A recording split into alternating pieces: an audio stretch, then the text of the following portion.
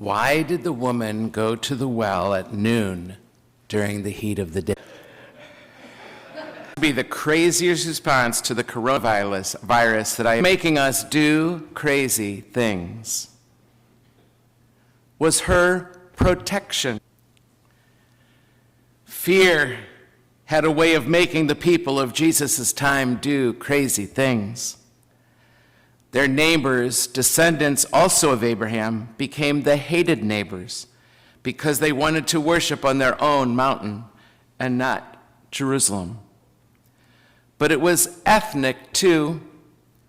So they, like the woman, they were outcasts, as unwelcome as a person awaiting testing results to COVID-19. Doesn't matter to Jesus on either score, for the woman or for the Samaritans. John tells us, Jews have nothing to do with Samaritans. Not in Jesus' book. They are so one, he and she, he and they, so one, so thirsty for each other, so thirsty for us.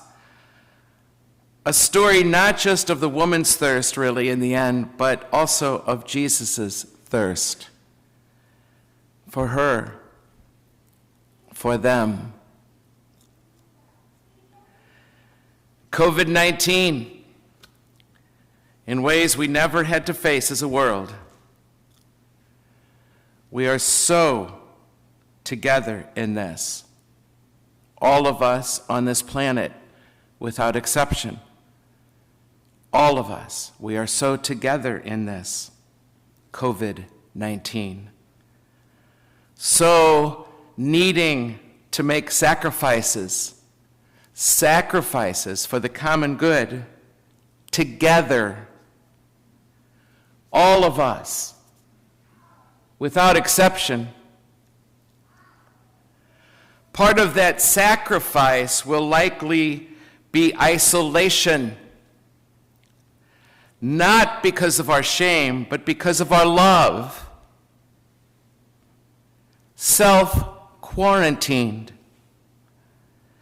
That is a sacrifice by any definition.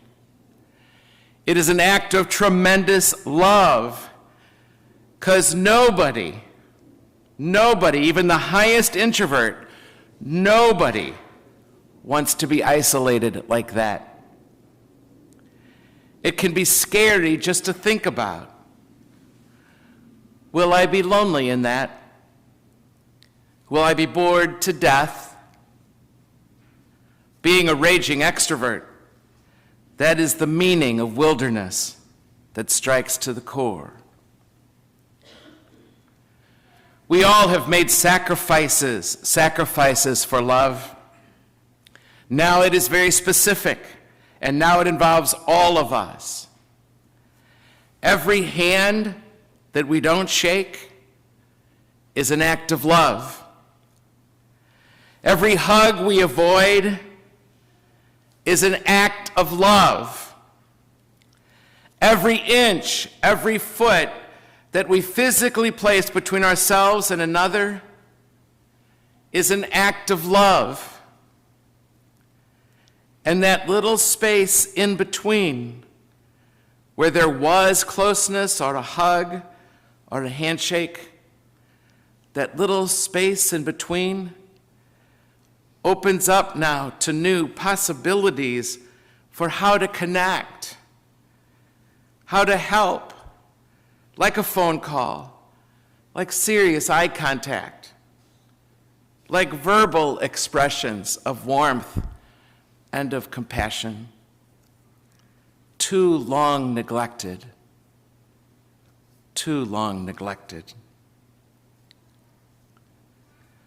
One of you wrote me just a couple days ago and asked, Father, are you scared?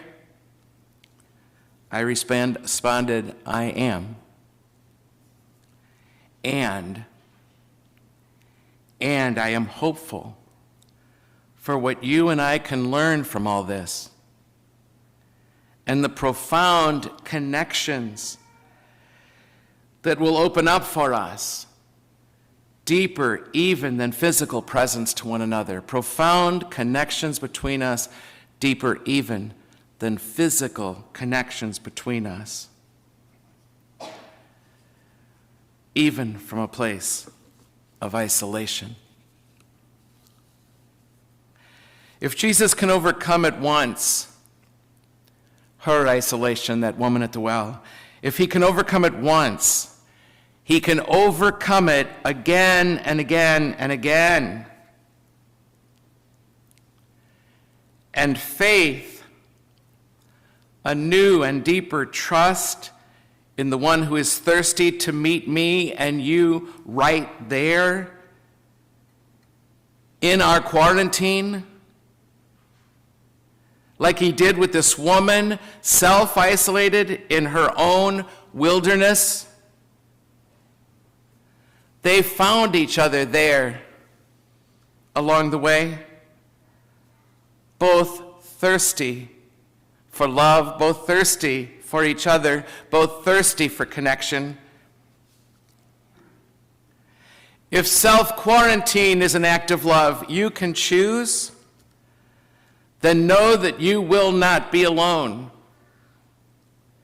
There will be a love reaching across to you to know you and to love you right there in that little room you may call home for now.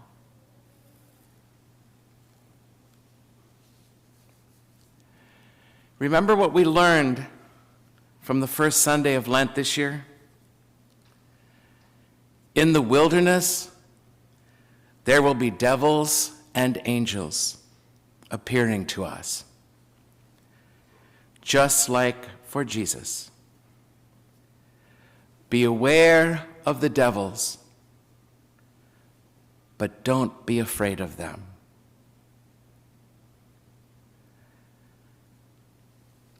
Talk to the angels and let yourself be loved. Let yourself be loved in that little room that might be your home for a time. Be glad for any chance you get to love from that little room, especially by just choosing it now to protect others. That is what love does. That is